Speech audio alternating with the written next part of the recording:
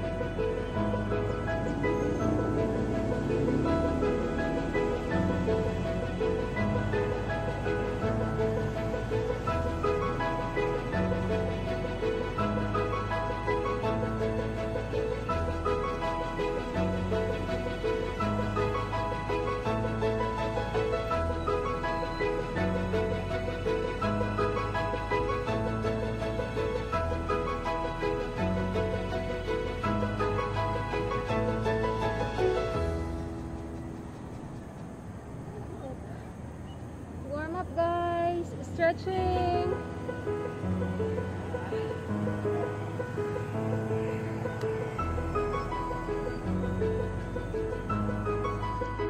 So yan guys, nandito tayo ngayon sa UP.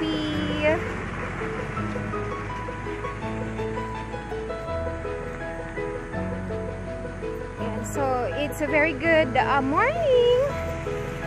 Walang ulan, tapos na yung bagyo, hoping wala na.